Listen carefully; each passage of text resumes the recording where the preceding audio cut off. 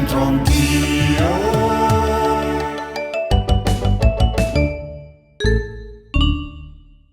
Bentrovati, nuovo appuntamento con Centro Anch'io speciale vini bresciani. Li stiamo raccontando tutti in compagnia del nostro bravo esperto, simpatico e belloccio Davide Lazzari. Ciao Davide. Buongiorno a tutti. Tutto bene? Esperto, appassionato. Appassionato, beh, più di me di sicuro, dai. O magari un po' di più anche delle persone che gentilmente troviamo a spasso per la strada e si sottopongono ai nostri quiz. Allora, abbiamo parlato di tante zone nelle precedenti puntate, ma stiamo un po' trascurando la Val Camonica. Hanno scritto e telefonato i Camuni e dicono: te, insomma, che lo altere. Giustamente.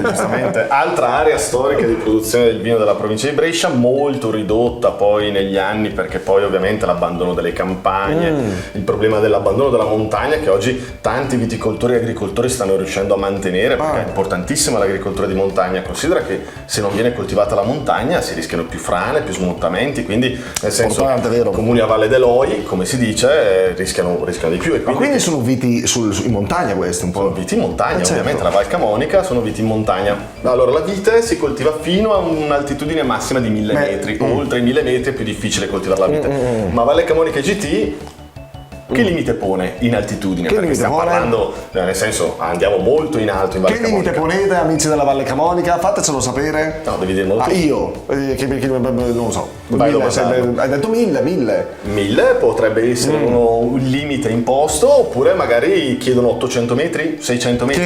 Chiedo. Poi... Che vini si producono in Valle Camonica? Cioè, per poter scrivere Valle Camonica IGT sulla bottiglia, che vini possiamo fare? Più do delle alternative. Bianco rosso. Classico. Bianco rosso passito bianco. Ma qua andiamo sul difficile. Oppure magari possono fare in Valle Camonica bianco passito, rosso, merlot marzemino. Vabbè, posso chiedere senza arrivarci in Valle Camonica e fermarmi qui in centro a Brescia? Sì, prova a vedere. Va bene, vado a vedere chi trovo. Aspettami, ciao. Pronti, via, caro Davide, guarda qui che ho trovato oggi, Claudia. Buonasera. Ciao, ma di Claudia, la ragazza, insomma, nella puntata di ieri c'erano i 3 giovanotti, oggi c'è Claudia qui in Corso Zanardelli. Allora Claudia, l'età non te la chiedo ovviamente, ma almeno che fai nella vita e se sei di Brescia? Io sono architetto e sono di Brescia, sì. Architetto interni, esterni, tutto? Tutto.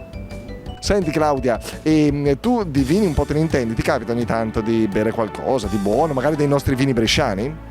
Mi capita, sì, mi piace. Che occasioni? Vino, cene, piuttosto che eventi, e talvolta ho fatto anche degustazioni. Ecco, vedi? Bene, interessante. Allora, occhio, abbiamo 2 domandine sul Val Camonica IGT. Qual è l'altitudine massima, secondo te, cara Claudia, architetto, a cui possono essere coltivate le uve per il Val Camonica IGT? 600 metri, 800 metri o 1000 metri sul livello del mare, al massimo? Non so, la risposta non mi guarda negli occhi, manco io lo so. Davide forse, spero. Anch'io la risposta. Allora, 600, 800, 1000. 800. 800, nel mezzo. Claudia, hai detto, la cosa fatta bene. Seconda, quali tipologie di vino si possono produrre con denominazione Val Camonica IGT? Bianco e rosso. Bianco passito e rosso. Bianco passito, rosso, merlot e marzemino. Bianco, rosso e passito. Bianco passito e rosso. Questa è la risposta di Claudia, che io non contraddico ovviamente. Grazie. Che vogliamo scherzare, un architetto, una bella donna. Ti saluto anche, ti ringrazio. Grazie mille, buona serata a tutti.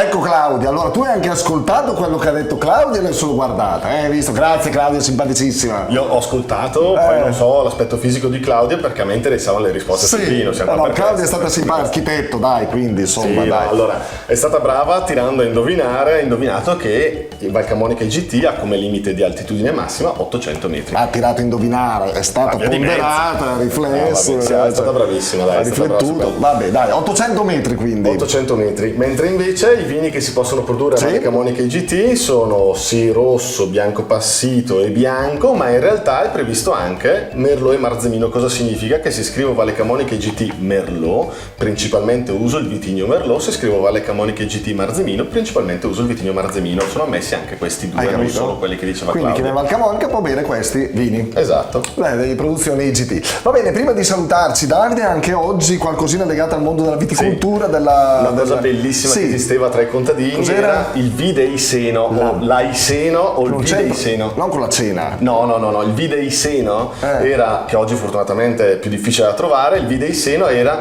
il vino che si produceva lavando con l'acqua le vinacce dopo la fermentazione. I contadini in povertà assoluta dovevano cercare di recuperare il più possibile dalle vinacce, quindi facendo un lavaggio d'acqua sulle vinacce ottenevano questo vino molto sempliciotto, detto videiseno. Quindi se vi capita di finire in un'osteria bresciana, dite all'oste il vino non è così buono, dite all'oste che vi sta dando al videiseno, dammi al videiseno, dammi al bibù. Quello di sera. Va bene, grazie anche per questa chicca, ci vediamo alla prossima puntata, ciao!